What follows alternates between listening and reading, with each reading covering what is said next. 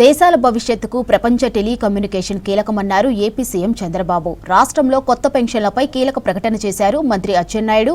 వచ్చే నెల నుంచి వితంతువులకు కొత్త పెన్షన్లు మంజూరు చేస్తున్నామన్నారు. అప్పుల్లో, నేరాల్లో, నిరుద్యోగంలో దేశంలో ఏపీనే ముందు ఉందని విమర్శించారు వైసీపీ నేతలు.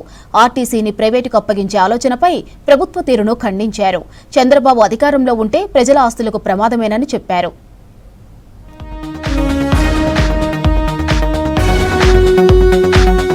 దేశాల భవిష్యత్తుకు ప్రపంచ టెలికమ్యూనికేషన్ కీలకం కానుందన్నారు సీఎం చంద్రబాబు. ఏప్రిల్ 14న క్వాంటమ్ కంప్యూటింగ్ రిఫరెన్స్ ఫెసిలిటీస్ ప్రారంభోత్సవం తర్వాత ప్రపంచ స్థాయి క్వాంటమ్ వ్యవస్థ దిశగా మరో ముఖ్యమైన అడుగు పడిందన్నారు. భారత ప్రభుత్వ టెలికమ్యూనికేషన్ విభాగానికి చెందిన సీడాట్ అమరావతి క్వాంటమ్ వ్యాలీ భాగస్వామ్యంతో దేశంలో తొలి quantum secure communication test bed ఏర్పాటు కానుందని చెప్పారు. ఇది పరిశోధనలకు, పరీక్షలకు తోడ్పడుతుందన్నారు. ఈ చొరవ డిజిటల్ సౌకర్యాలకు మనమిచ్చే నిబద్ధతను బలోపేతం చేస్తుందని ఎక్స్లో పోస్టు చేశారు చంద్రబాబు.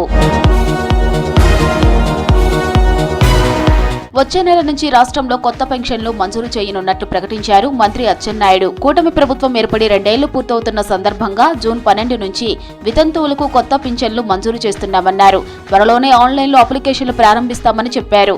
శ్రీకాకుళం జిల్లా నిమ్మాడ క్యాంప్ ఆఫీసులో ప్రజా దర్బార్ నిర్వహించి ప్రజల నుంచి అర్జీలు స్వీకరించారు మంత్రి. ప్రజా సమస్యల పరిష్కారానికి తక్షణ చర్యలు చేపడుతున్నామని చెప్పారు. కూటమి సర్కార్ కక్షపూరిత రాజకీయాలకు పాల్పడబోదని, రాష్ట్రాభివృద్ధే తమ లక్ష్యమని చెప్పారు హోంమంత్రి అనిత. మహిళల రక్షణ విషయంలో పోలీసు వ్యవస్థ కఠినంగా ఉందని, తప్పు చేసిన వారిపై చట్టపరంగా చర్యలు తీసుకుంటామని చెప్పారు. చిత్తూరు కాణిపాకం గణేశుడి ఆలయాన్ని సందర్శించారు అనిత. కుటుంబ సమేతంగా వినాయకుని దర్శించుకొని ప్రత్యేక పూజలు చేశారు. అప్పుల్లో, నేరాల్లో, నిరుద్యోగంలో దేశంలో ఏపీనే ముందుందన్నారు మాజీ మంత్రి పేర్ని నాని. సీఎం చంద్రబాబు ఏపీని ఉత్తరిస్తామంటూ మోసపూరిత మాటలు చెప్పి ఇప్పుడు ప్రజలపై భారీ అప్పుల భారం మోపారని విమర్శించారు. ఇప్పుడు మహిళలకు ఫ్రీజన్ని పథకాన్ని సాకుగా చూపి ఆర్టీసీని అమ్మకానికి పెట్టారని ఆరోపించారు.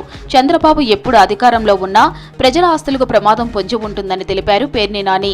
ఆర్టీసీని అమ్మేస్తామని చెప్తూ కారణాన్ని ఆడపిల్లల మీద, అంటే ఈ రాష్ట్రంలో ఉన్నటువంటి ఆడవాళ్ల మీద నెపం చూపించి మహిళలకి ఫ్రీ బస్ ఇచ్చాం, అందుకని ఆర్టీసీ ఇబ్బందుల్లోకి వచ్చేసింది కాబట్టి ఆర్టీసీని అమ్మేస్తాం. డీజిల్ భరించలేం. డీజిల్ భరించలేకపోతే చంద్రబాబు నాయుడు గారు, మోడీ గారి ద్వారా ఇప్పుడు మీరు తెచ్చే కరెంటు బస్సుల్లో 750 బస్సులు తెస్తామంటున్నారు కదా, ఆ బస్సుల్లో ఆర్టీసీ భరించగలరా, ప్రజలు భరించగలరా? పెట్రోల్, డీజిల్ ధరల పెంపుపై రేపు రాష్ట్ర వ్యాప్తంగా నిరసనలకు పిలుపునిచ్చింది వైసీపీ. అధికారంలోకి వస్తే పెట్రోల్, డీజిల్ ధరలను తగ్గిస్తామని ఎన్నికలకు ముందు హామీ ఇచ్చి ఇప్పుడు తగ్గించకపోగా భారీగా పెంచారంటూ నిరసనలు చేపట్టనుంది. రేపు అన్ని నియోజకవర్గాల్లో నిరసనలు చేపట్టి అధికారులకు వినతి పత్రాలు సమర్పించాలని కార్యకర్తలకు సూచించింది అధిష్టానం.